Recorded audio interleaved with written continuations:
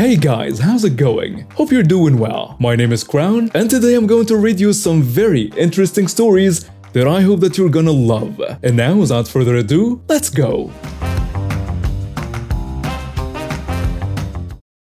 The entitled mother in this story is my mom. Backstory. So this happened last year around May. I was at a town festival/carnival, 6 and 7 years old at the time. My brother and my mother don't get along well, as they both think they are better than everyone else and are never wrong. Since he turned 15, they have been at each other's throats. At the carnival. I'm wandering around the carnival with my children and their father, when my phone starts going off over and over. When I answer, I hear my brother on the other line crying and begging to come stay with me. I tell him where I am and that the only way he can come stay with me is if it's alright with our mom, as she has pulled some outrageous stuff in the past. He goes on to tell me that she has been drinking and had busted the door to his room trying to get to him. I don't know how much of this to believe, as he's a bit dramatic and tends to embellish stories.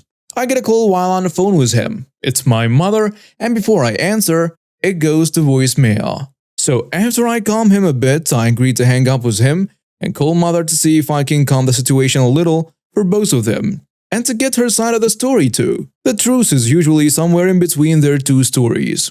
I go ahead and hang up and check my voicemail. The voicemail is her yelling into the phone. "Listen here, young lady. You better not be even thinking about coming to get him. I will call the police and say that you kidnapped him or that you are aiding or abetting a runaway, and you will go to jail. Do not test me." As I stood there a little shocked, I decided to call my mother and explain that I told him no, and that I would only come get him if she was completely okay with it. He may be my brother, but he isn't my child. The phone call goes something like this. I was blindingly angry through a lot of it, so the details are a little fuzzy. I apologize. "Hey mama, sorry if he or I gave you the wrong idea. I told him I wouldn't come get him unless..." But she cuts me off. "Unless I'm drinking? Or he wants to run away?" "No, I told him I wouldn't come get him unless you were okay with it." "Oh, I'm sure that's what you said." "Well, I won't have to worry about it because I have already called the cops and told them about your plan to kidnap him." "Mom, I am at a carnival with my children, your grandchildren. I'm not coming to kidnap him. What the hell is wrong with you? You will be arrested for this, and you will both learn who's in charge here." At that point, I angrily hung up the phone. Since we are a town-wide event, there are police officers out and about keeping the peace. So I go up to one of the officers that I know, he was my science teacher in high school and now is a deputy, and ask him to please verify that I am at the carnival in a public place and have no intentions of kidnapping anyone. He looks confused, so I tell him my side of the story. He chuckled and agreed to stay with me to verify my whereabouts and intentions. Turned out she did call the cops, but they came to her house. Since she technically had no reason to call them, she was disorderly, and she and my 15-year-old brother were drunk. Well, she was arrested. She had the audacity to call me from the jailhouse and ask me to bail her out. I just said no, you might consider it a kidnapping. I can't take that chance, sorry. I hope you enjoyed this post. It still angers me to this day if I think about it. My mother went to AA and is doing much better though. For some background, my mother comes from a Jewish family. A very loud, shouty mother. An actually pretty nice father who turned into a pretty nice grandfather too, and 2 older brothers. My mother had kids when she was in her late 30s, and her parents had her when they were in their late 30s. So my grandparents were already pretty old when I was growing up. From the time I can remember, my grandmother was blind, and both of them were pretty stooped and hunched over. My grandfather died when I was about 11, and my grandfather died when I was about 13 or 14. This story takes place when my grandmother died.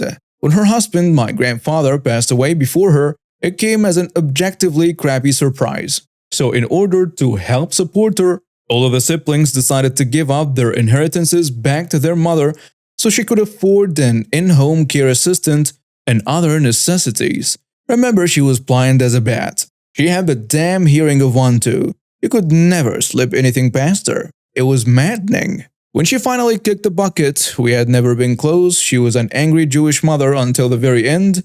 It was finally time to split the estate, but they had already settled everything before she died. The middle uncle, who we will call AU, awkward uncle, that's really all I can call him. He's worthy of a whole other subreddit though, really did not at all want any of the inheritance that had been promised to him. He'd long since abstained from being included in the estate. He was a vet and apparently saved up quite a bit of money before he had to go on benefits. And he barely spent any of his benefits. He just let him sit in his bank accounts. He actually left me a very nice inheritance, which I appreciated. I miss that weird jerk. So basically this left my mother as a recipient. And the oldest sibling, the antagonist of the story, was my uncle, did the dastardly deed and broke up the family, said I. He was, well, I didn't learn a lot of this until I was older, but the guy had serious anger management issues. Unfailingly religious, incredibly egotistical, and quite chauvinistic, misogynistic, with a sprinkle of racism and a whole lot of homophobia to go with. He was basically the worst kind of Jew you could ever imagine. He was not just a regular at the synagogue, he was the kind of person who took a leadership role in the community and basically lived there. Whenever we would come to visit, I would only see him in the afternoons around lunchtime and in the evenings around dinner. He was literally a synagogue the entire rest of the time. I think he usually woke up around 3 or 4 in the morning just to head out and go do whatever Orthodox Jews do. My mother and our family kept it pretty light. He was basically incapable of holding down a job and had gone through a stint of office jobs before basically returning to be a house husband. Except he did nothing house-related at all. His wife still managed to do all of the cleaning and cooking and nurturing for the family, despite being a mathematician with several PhDs. To this day, I have no idea why she stays with him, but she does. Literally, she pays all of their bills, supports him and her 2 idiot children. Literally, my 30-year-old cousin still calls him daddy. It's repugnant, while somehow still managing to do big important people math. I will never understand. When you stir all this up into a little witch sprue, you create the perfect scenario for family drama. And here is how it went down. The estate had been broken up into 2 pieces. Every aspect of my grandma's stuff, her house, her accounts, yada yada, had been divided evenly between the 2 of them. The house was sold, credit cards were cancelled, and there were lawyers involved on both sides to make sure everything was done fairly. It was actually several years after this whole thing had settled that he even made the phone call to my mom that I heard as a little 13-year-old peeking in the doorway. My mother is half deaf, so I pretty much heard the entire conversation, but she has filled me in on the more important bits that I missed. He called her clear out of the blue one day, as he called her very infrequently, and after about 15 minutes of niceties over the phone, the show started. My mom says, "So what's up? Are you thinking of coming up to visit?" "No, actually, I wanted to talk to you about the estate really quickly." "Wait, Mom's estate?" "Yeah. I was going through some of the paperwork today because I was looking for something, and I noticed that we made a mistake on one of the accounts." "Oh damn, are you serious?"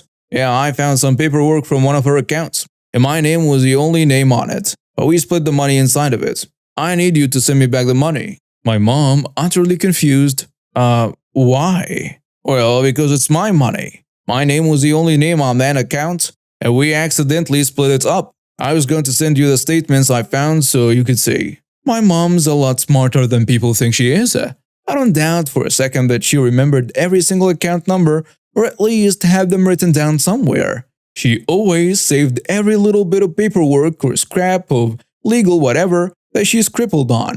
She's got files on top of files on top of files of just 30 years worth of family drama. I don't think this trifling brainlet knew that though. Mom says, no. You remember we split that money 100% down the middle, right?"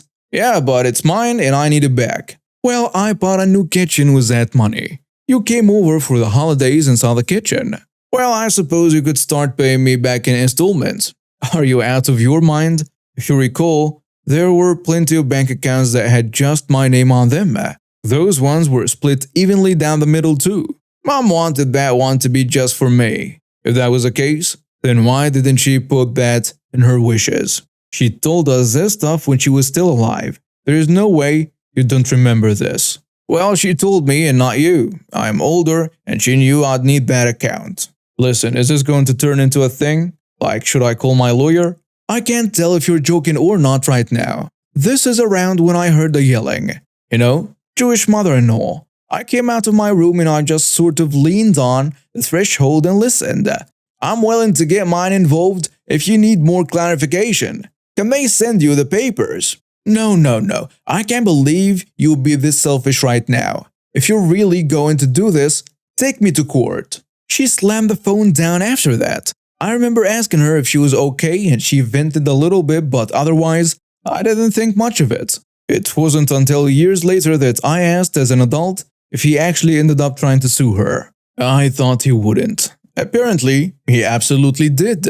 Now, it didn't go very far. There was supposed to be a court date where they were going to both show up in front of a judge or something, but my mother got a phone call. I don't know how court systems work out, and I really didn't ask for that many details. But apparently, his lawyer realized that he didn't have a case and basically just fired his client. I think lawyers can do that, right? I'm 26 and I've never had to deal with one before, so don't sue me. I live in Australia, where we have some really nice beaches. This beach we normally go to isn't too dumpy, but is mainly good for swimming in the deeper parts. The facilities are really good. I would say that most of the time it's upper middle class people who go there, plus surfers and other parts of the beach. So, of course, we have our fair share of entitled people/parents. On to the story. The forecast said there would be an absolute scorcher on that day, a maximum of 42 Celsius, 107 Fahrenheit. We, my family, decided to go to the beach that day to cool off. You probably know the no words I'm referring to by poop and frick. Me and sis were swimming in the sea when we noticed something floating on top of the sea that wasn't full from waves. Sis and me both saw it, but I was closer to it. It was still fairly deep in the water, so it couldn't have been there long. Important for later. Sis says, Nav. That's me, by the way. Could you grab that for me? I went out to grab it and it was a Ziploc bag. Sis and me swam closer to the shore to look at it, and we weren't prepared for what was in it. $120 of cash, mostly in 20s and 10s. This is in Australian dollars. So this is about 85 USD and 65 pounds. For those using those currencies, but don't quote me on this as it probably isn't 100% accurate. I'm pretty sure guessing. The Ziploc bag had pretty much nothing else in it, no wallet, so we couldn't trace the cash to a person. Anyways, sis and I went back to where my mom and dad were sitting on a beach, thinking about what to do. If this had been like $10 or something, we probably would have kept it. But this was a lot of money, someone probably was looking to reclaim it. Dad says, damn, how much is there? Sis tells him, there's $120. Okay, you better look for who owned it then. Evan says, both of you, why don't you go hand it in to the lifeguards? We walk to the lifeguards, and I catch the entitled mother sitting near them eyeing us and the Ziploc bag. I say, we're looking to hand this in for someone to claim if they are missing it. Lifeguard number 1 says, we will keep it safe. I was feeling kind of insecure with the entitled mother now, so I decided to keep an eye on a lifeguard station for anyone. Sure enough, the entitled mother didn't even wait 2 minutes to get in there. I was too far away to overhear anything, but I was sure it was about the money. Lifeguard number 2 walked over to us with the entitled mother. He says, this lady claims she lost the money in this Ziploc bag a while ago. We were wondering if you could link the money back to her. Sis says, nah, there was no identifying feature on a Ziploc to trace it. Okay, where did you find it? It probably would have washed up with some other stuff if it was a while ago. It was in a dumping area over there. It couldn't have been there long then. Otherwise, time would have made sure that it washed up onto the shore. That says, strange that the entitled mother is claiming it then, considering that she is completely dry. 1 second.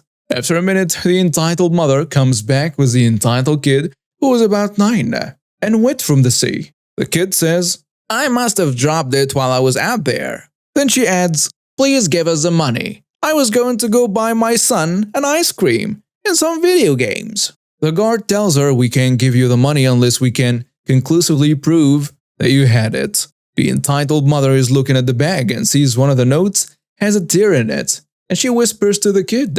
He says, "I think one of the notes has a tear in it. From what I can remember, you know?" The guard inspects the bag and says, "Okay, that proves you own the money. Here you go. We'll just get your number as reference." And they get her number. The entitled mother walks away whispering to the kid, probably congratulating him, and they run. 15 minutes later, another guy approaches a lifeguard. "Hi, I've lost some money in a Ziploc bag. It was $120, I think. We've just had a lady claim it. Can you prove it's yours?" The unlucky dude, annoyed, "Yes, it has my number on the bottom. I have my phone, so you can call it." Sess and I didn't notice a number on it. Both lifeguards have this "oh poop" look on their face. We'll call the entitled mother. They put her on speakerphone. I can see the entitled mother walking back onto the beach with the entitled kid holding an ice cream. The guard says, "Someone else is claiming the money. Can you come back?" "I'm actually driving back home now. Sorry, I can't. Goodbye." "That's strange considering I can still see your bag here." Sis points out the entitled mother on the beach, and we all confront them. The lifeguards look pissed as they know she lied. "Hand us a bag," he tells her. The entitled mother does, but it has like $30 left. The lifeguard calls the unlucky dude with a number on there, and it works, proving this guy to be the rightful owner. The guard tells her, "You stole this cash. That's just a coincidence. He just wants the money from me." Mommy, I want another ice cream." This evolves into a screaming match with the entitled mother, entitled kid, and the guards, and unlucky dude, me and sister. I will skip it because nothing substantial happened here. The lifeguard says, "We're calling the police. This is a criminal case of theft. You will be compensating this guy for the money you spent, plus extra." He calls the police. "I won't be doing any such thing. If the police arrive, I'll just tell them that this guy paid you to say this. Frick you, unlucky dude. Piece of poop." The poor guy is looking pretty shook. The entitled mother literally attempts to run off with the entitled kid and the money, but gets caught by the lifeguards, who are 10 times fitter than the whale floss hybrid she is. The police arrive and she's arrested. The lifeguard says, "Sorry, we couldn't give you all the money back." To the unlucky dude, "That's fine. Thanks so much, Nav and Sis, for helping me find my money and standing up for me." This guy, being the absolute lad he is, gives us $5 each. If you're reading this, you're a bloody legend, mate. The story ends with the unlucky dude getting paid $150 by the entitled mother, plus the money the entitled mother didn't spend to the original $120, and the entitled mother receiving a fine for theft. And would you believe it? Resisting arrest. And now we have reached the end of today's stories. Thank you for watching and see you next time.